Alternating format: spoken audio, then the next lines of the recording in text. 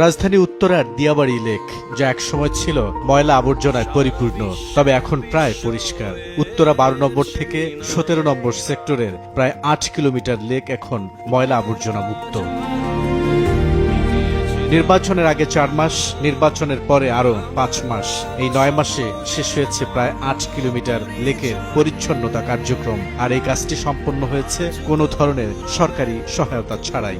ঢাকা মহানগর উত্তর বিএনপির যুগ্ম আহ্বায়ক আফাজউদ্দিনের নেতৃত্বে প্রতিদিন প্রায় অর্ধশত মানুষের অক্লান্ত পরিশ্রমের ফলে কাজটি এখন শেষের পথে।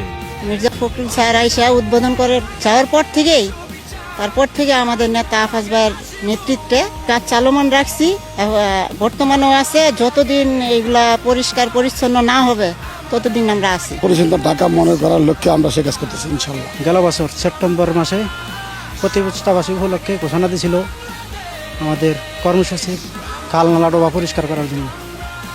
সেই থেকে আমরা এই কর্মসূচি পালন করতে আছি। আর মাত্র 500 মিটার ময়লা আবর্জনা পরিষ্কার করলে পুরো দিয়াবাড়ি লেক ফিরে পাবে নতুন চেহারা। ভবিষ্যতে যেন লেকটি এরকম পরিষ্কার পরিচ্ছন্ন থাকে, সেজন্য উদ্যোগ নেওয়া হয়েছে। বনায়ন কর্মসূচির আওতায় আসবে লেকের দুপাশ। সময়টা প্রায় 10 থেকে 11 মাস। এর মধ্যে টানা প্রতিদিন তো আসলে কাজ করা হয়নি, যেটাকে বলে গ্যাপে গ্যাপে কাজটা করেছি।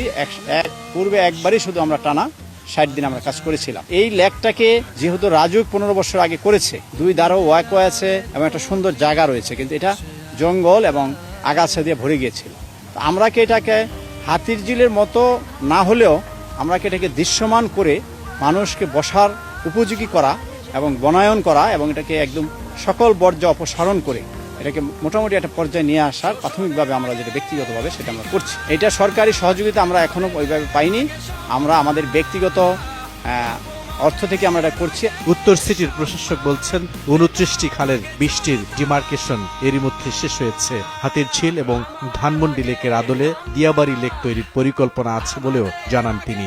পরিকল্পনা তো অবশ্যই আছে। আমাদের 29টা খালের মধ্যে অনেকগুলো অবৈধ স্থাপনা আছে। আমরা অলরেডি খালগুলো পুনরায় ডিমার্কেশন করার জন্য আমরা একটা কমিটি করে দিয়েছি। অলরেডি আমাদের 29টা খালের মধ্যে 20টা খাল ডিমার্কেশন হয়ে গেছে। এর মধ্যে এই খালও আছে, সাংবাদিক বাউনিয়া খাল আছেন, বগারমার খাল আছে। এই খালগুলোকে আমরা পরিষ্কার পরিচ্ছন্ন এবং খনন, শুধু পরিষ্কার করলে হবে না, নিচে স্লাস জমে আছে, পানি দেখা যায়, উপরে হয়তো বা নিচে 3-4 ফিটের পরে স্লাস, এগুলোকে আমরা খনন করব।